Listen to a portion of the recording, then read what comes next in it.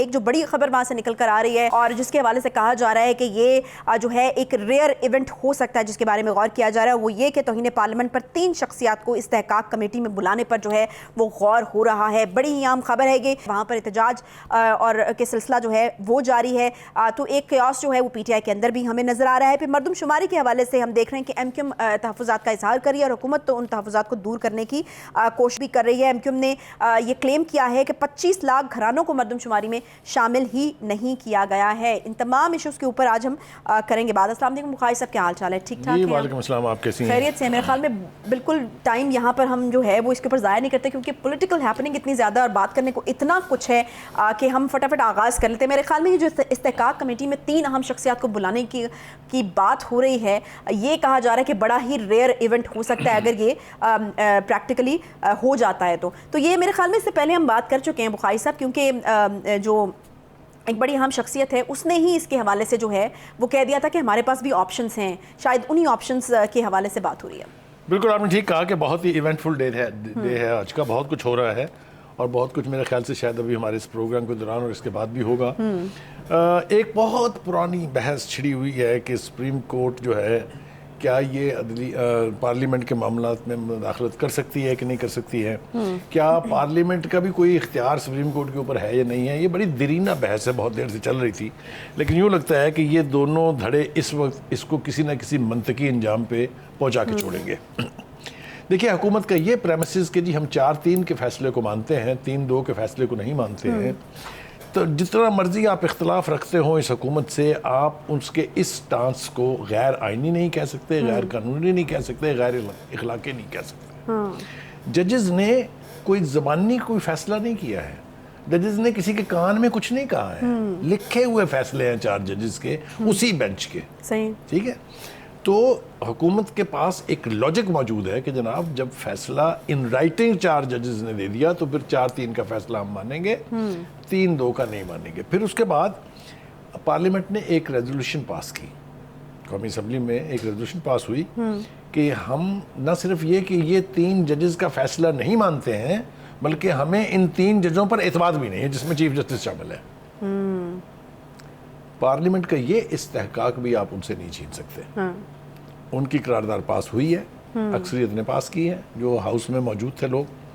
تو یہ جو ٹگ آف وار ہے یہ اب مجھے لگتا ہے کہ چاہتے ہوئے یا نہ چاہتے ہوئے اپنے منطقی انجام کو پہنچنے والی ہے۔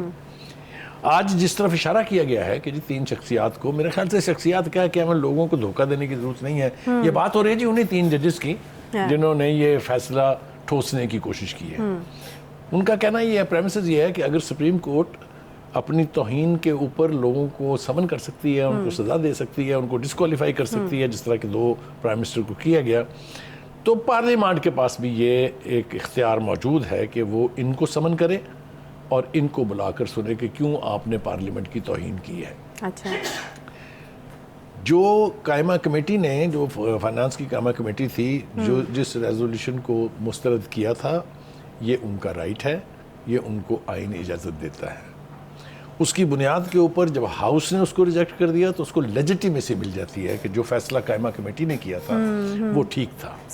اب ان چیزوں کو بھی آپ اٹھا کے باہر نہیں پھینک سکتے، یہ پارلیمنٹ کے کیے ہوئے فیصلے ہیں۔ اسی طریقے سے وہ ایکٹ آف پارلیمنٹ جو بل قانون بن گیا ہے اب، اس کے ساتھ جو رویہ اختیار کیا گیا سپریم کورٹ میں وہ بھی آپ کے پاس ہے کہ نوٹیفیکیشن ابھی ہوا نہیں ہے اور اس کے اوپر ہیئرنگ کے لیے پٹیشن ایکسیپٹ ہو گئی اور فیصلہ بھی ہو گیا کہ سٹے کر دیا جی ہم نے۔ صحیح، آپ مجھے بتائیے، is it sanity? Is it in the spirit of the constitution? No, it is not. یہی کہا بھی جا رہا ہے۔ تو کہنے کا مطلب یہ ہے کہ لڑائی کو کون بڑھاوا دے رہا ہے اور کون اس کو ایسی طرف لے جا رہا ہے جو پاکستان کے مفاد میں نہیں ہے۔ صحیح۔ اچھا بخاری صاحب، یہ جو ڈیولپمنٹ ہے جس کے اوپر ہم بات کر رہے ہیں کہ استحقاق کمیٹی میں بلانے پر غور ہو رہا ہے، یہ ویسے تو کوئی پازیٹیو خبر نہیں ہے کیونکہ اگر یہ ہو جاتا ہے تو پھر معاملہ جو ہے وہ رکے گا نہیں بلکہ اور فلیئر اپ ہوگا۔ دیکھیے گزارش یہ ہے کہ ہمیں پارلیمنٹ کی جو آوازیں ہیں ان کو سننا چاہیے، ابھی تک 4 5 6 تقریریں ہو چکی ہیں، وزیر قانون بول چکے ہیں، وزیر خزانہ بول چکے ہیں، جس میں مجیز طاہر بول چکے ہیں، جس میں شاہدہ بی بی جو ہیں جو JUI کی ہیں وہ بول چکے ہیں، جس میں امیر حیدر ہوتی بول چکے ہیں، جس میں بلاول بھٹو بول چکے ہیں. ایک پوائنٹ پر وہ سب متفق ہیں کہ پارلیمنٹ کو انڈرمائن کرنے کا اختیار سپریم کورٹ کے پاس نہیں ہے، اور سب ایک آواز ہو کے کہہ رہے ہیں کہ 4 ججز کا فیصلہ جو ہے وہ ہم مانیں گے، 3 ججز کا فیصلہ نہیں مانیں گے. وہ کھلے طور پر یہ کہہ چکے ہیں کہ جب پنجاب اسمبلی تحلیل کی گئی تھی اس وقت سپریم کورٹ کہاں سوئی ہوئی تھی.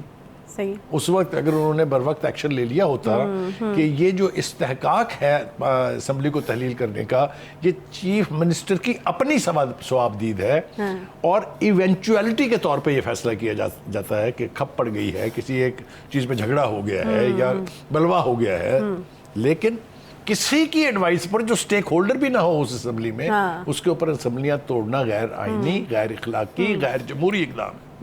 تو وہ ان کا کہنا یہ تھا کہ پھر یہ آج جو صورتحال کا ہمیں سامنے ہے یہ پیدا ہی نہیں ہونی تھی. نہیں تو بقائی صاحب باوجود اس کے کوئی ایکشن نہیں لیا گیا. تب تو پرویز الہی صاحب بھی آپ کو یاد ہوگا کہ بڑے ووکل تھے اس حوالے سے، وہ بار بار کہتے رہے ہیں کہ یہ میں نہیں چاہ رہا. یہ آج یہ بات کہی گئی ہے آپ کی، یہ بات آج پارلیمنٹ میں دہرائی گئی ہے کہ جن کے پاس یہ اختیار تھا کہ وہ اسمبلیاں توڑیں، وہ KPK میں بھی اور پنجاب میں بھی کہہ رہے تھے کہ نہ توڑیں. تو آپ کو لگتا ہے کہ اس وقت عدالت جو ہے وہ پرویز الہی صاحب کو بلا سکتی تھی اور کہہ سکتی تھی کہ یہ اسٹیٹمنٹس آپ دے رہے ہیں آپ نہیں چاہتے، تو پھر کس پریشر میں آپ یہ بات اس وقت ہو سکتی تھی؟ اسی لیے کہا گیا کہ جی کاش آپ نے اس وقت نوٹس لیا ہوتا. ایک بات تو یہ ہے. دوسری بات یہ ہے، آج ہم نے بازگشت سنی اور بڑے سٹرونگ لفظوں میں سنی، وہ ہے آرٹیکل 63A کی، جس کے تحت جن ارکان نے ووٹ کیا تھا PTI کی حکومت کے خلاف، ان کو نہ صرف ڈسکوالیفائی کر دیا گیا بلکہ ان کے ووٹ کو کاؤنٹ بھی نہیں کیا گیا، جو صریحاً کانسٹیٹیوشن کی وائلیشن ہے. صحیح. کانسٹیٹیوشن یہ کہتا ہے کہ آپ ان کا ووٹ شمار ضرور ہوگا لیکن وہ ڈی سیٹ ہو جائیں گے. آپ نے وہاں ری رائٹ کر لیا کانسٹیٹیوشن. آپ نے اس سے پہلے بھی کانسٹیٹیوشن کو ری رائٹ کیا تھا جب آرٹیکل 184(3) کے تحت آپ نے پاناما سے شروع ہونے والی بات پر اقامہ پہ نواز شریف کو نکال دیا تھا.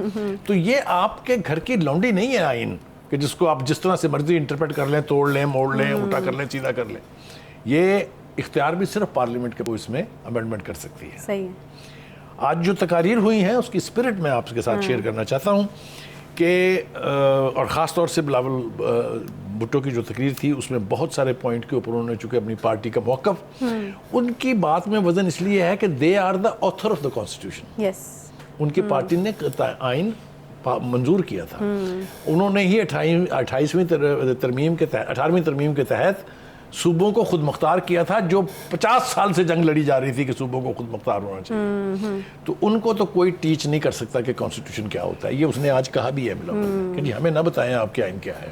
ٹھیک ہے. اچھا بقائی صاحب ایک بریک یہاں پر مجھے لینا ہے، میں یہیں سے شروع کروں گی ان کی باتیں جو ہیں وہ بھی بہت ساری کرنے والی ہیں. بالکل، کل ایک بڑی امپورٹنٹ ہیئرنگ ہونے جا رہی ہے.